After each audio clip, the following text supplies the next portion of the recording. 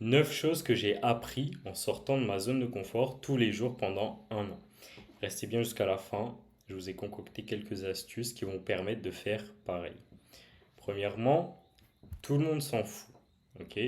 Lorsque les gens sont de retour chez eux, dans votre cas aussi, personne ne se rappelle de cette personne qui s'est récusée dans le métro ou encore de cette personne qui s'est fait recaler. D'accord. On est tous absorbés par nos propres problèmes, notre propre vie. Donc tout le monde s'en fout. Deuxièmement, vous avez plus à perdre de ne pas essayer. D'accord. Au pire des cas, vous mangez une recale, vous faites rejeter, on vous dit non. D'accord.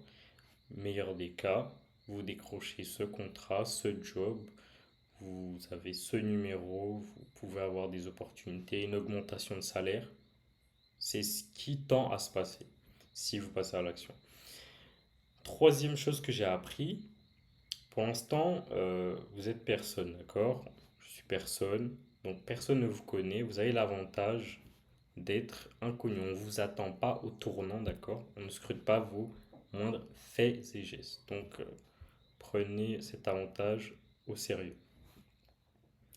Quatrième chose que j'ai appris, c'est qu'on passe à côté d'opportunités 24 heures sur 24, que ce soit lorsqu'on marche dans la rue, lorsqu'on est à des événements. Euh, le fait de ne pas aborder, engager cette interaction vous fait passer à côté d'un nombre incommensurable d'opportunités. Cinquième chose que j'ai appris, la peur, parce que oui, c'est pas un scoop, on a tous peur des fois, d'accord? Mais ce qui différencie ceux qui passent à l'action et ceux qui réussissent des autres, c'est qu'en fait la peur, c'est le moteur pour vraiment y aller. Lorsque vous la ressentez, c'est là qu'il faut agir et vous en ressortirez grandi, croyez-moi. Sixième chose que j'ai appris, la personne que vous souhaitez devenir, vos rêves, vos aspirations, tout cela se situe en dehors de votre zone de confort et non dans vos habitudes qui sont ancrées dans votre routine depuis X années. D'accord. Septième chose que j'ai appris, vous allez développer une confiance en vous hors du commun lorsque vous allez commencer à sortir de votre zone de confort. C'est quelque chose qui va devenir inné en vous, qui va se ressentir dans vos interactions avec les autres. Huitième chose que j'ai appris, vous êtes déjà sorti, moi aussi d'ailleurs, de ma zone de confort par le passé. Que ce soit lorsque vous avez appris à conduire, vous ne savez pas ce qu'était un embrayage ou encore un frein, ou lorsque vous êtes mis en couple pour la première fois, ou encore lorsque vous avez découvert un nouvel environnement, que ce soit de travail ou scolaire, ou lorsque vous avez intégré un nouveau cercle d'amis. Neuvième chose que j'ai appris, le cerveau en fait n'a pas évolué. Nous avons le même cerveau que nos ancêtres d'il y a 1 million d'années. C'est ce qui nous pousse en fait à avoir autant d'appréhension lorsqu'il s'agit de passer à l'action ou lorsqu'une situation va à l'encontre de nos habitudes ou nous fait sortir de notre zone de confort.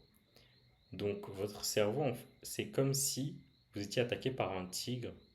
C'est ce qui va faire que vous aurez une peur énorme et démesurée qui au final va s'estomper lorsque la situation sera passée ou lorsque vous serez passé à l'action.